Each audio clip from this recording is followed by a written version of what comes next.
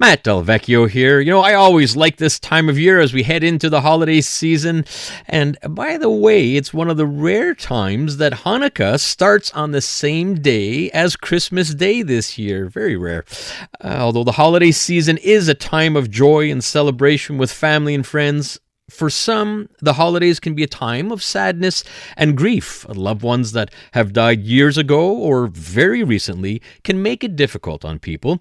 There are ways to cope and manage through this grief, so I wanted to get the advice from none other than Corrie Sirota. Corrie is a grief and bereavement specialist and the clinical director of Myra's Kids Foundation.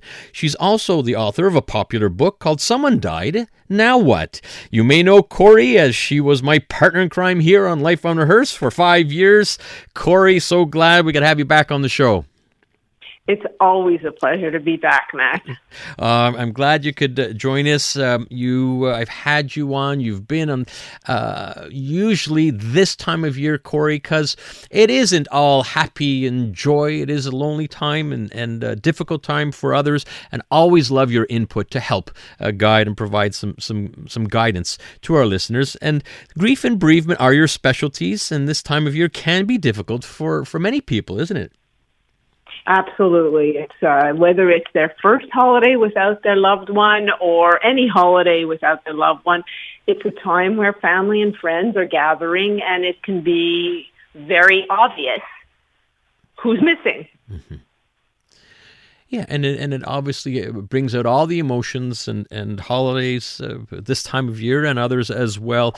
And I love your input. You brought to my attention a document called the Grievers Holiday Bill of Rights. It really is fascinating. So can you provide some examples that will help holiday grievers? Sure, with pleasure. The truth is that there's a Grievers Bill of Rights, and then there's a Grievers Holiday Bill of Rights. And the Holiday Bill of Rights has things and suggestions such as that you have the right to do things differently. Just because you've done it over and over again yearly, and I know people like traditions, and they can be very important to hold on to traditions, but maybe this year it's really tough. Maybe hosting the entire family is just too much for you. So that would be one of the rights, is the right to do something differently. Another suggestion would be that, and I love this, I've said it many times before, is that if you choose to go somewhere, it doesn't mean you have to stay where you are. It could be very difficult and very emotional for you or your family members. So I always say to have an escape plan. So plan to go there at the same time. Even if other people are there, have your own way home or take an Uber home. Just because you're going doesn't mean you have to stay if it's too difficult or too emotional for you. So having an escape plan is, I think, another really important aspect. I want to throw in one other one that I don't know how people are going to hear or take it, but you have the right to have some fun. I think it's very important to remember that while it is a sad time and it can be a difficult time, not to feel or try not to feel so guilty about having some fun.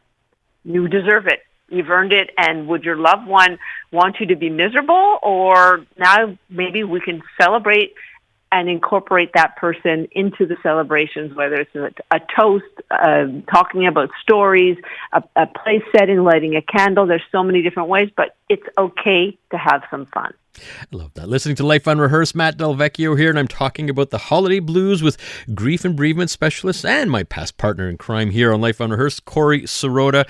There are several others. I'd like the one where you have the right to some bah humbug days. I like that one. Tell us more. Well, that's it. As much as I just said, have some fun. At the same time, you don't have to be jolly and merry. It's okay not to be okay. And at the same time, it's okay to tell it like it is to other people, and you don't have to pretend to be okay. Think about what's going on for that person. It's difficult. Their loved one is no longer there. They've got to figure out how to navigate the holidays. So yes, remember that it's okay to not be jolly and upbeat all the time. I think a lot of it has to do with people trying to help. It could be a friend, a family member, not knowing how to act or what to say to someone who may be grieving. They're going through an emotional time. So we always talk about what you should be saying. Corrie, I love your take on what not to say when someone's having a difficult time during the holiday season. Yeah. Whether it's the holiday season or any time, thank you for raising that, Matt. Please do not say to someone, let me know if you need something or anything, or let me know if there's anything I can do. Here's it. Be Nike. Just do it. Don't wait for them to tell you. They could always use a carpool, some groceries at Costco, perhaps, if you're going. Rather than waiting for them to ask, people then tend to not ask. So don't say, call me if you need anything. Just do it. Another suggestion would be to please try and stay away from the positivity kind of things to like, we think we can make it better. I call it bright-siding it. At least he lived a long life. At least, you can get pregnant for someone who miscarried or stillbirth.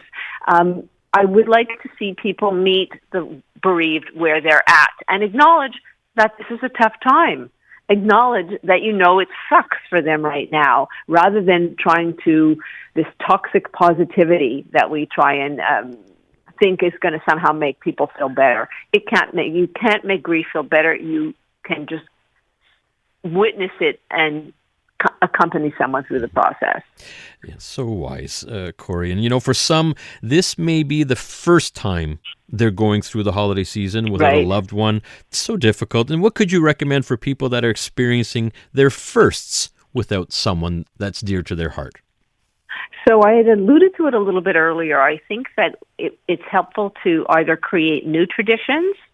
It's a different time and expect it to be a different time. This is what everyone wants to go back. Of course, if we could go back, we would go back, but we can't. So creating new traditions that will work for you. Maybe it's just this year and you can go back to old traditions, but creating something that is meaningful to you. So I can suggest the lighting candle, wearing a sweater, a favorite sweater of the person, going around sharing stories, making a donation or going and volunteering in honor of that person. All these great, wonderful ways that you can do something. Buy a gift for someone from that person. But it has to resonate with you. So you do you. You figure out what is the most meaningful thing that you can do to help maintain that connection, because death ends a life, but not the relationship. So true. As I was thinking, I had you in mind, Corrie. I had a very good buddy of mine right now going through some chemo and radiation treatments for cancer. And I had you in mind saying, what can we do for you? Not necessarily the best question. So I simply texted him and said, okay, Friday night, his wife has just been a rock star and 2 children as well, trying to support the family. We're sending you pizza for the family. We're getting it done. This is not a yes or no. So my question was, what type of pizza do the kids like? And he says, kids love cheese pizza. And that's it. He didn't put him in a we're doing it. Don't ask what you want, just get it done. So I thank you, Corrie, because I know he texted me that night and they were so happy. It was just one less meal to cook for the family. And and I want to thank you for that. Corrie, thanks so much for joining me here on Life Unrehearsed. Always valuable information for our listeners. It's my pleasure. Thanks for having me on the show, Matt. Take care and happy holidays, everyone. Or have whatever kind of holidays you need to have. There you go. All right, that's Corrie Sirota, grief and bereavement specialist. You can pick up her book, great book called Someone Died, Now What? Corrie is also the clinical director of Myra's Kids Foundation, and she is a grief and bereavement specialist. Thank you, Corrie.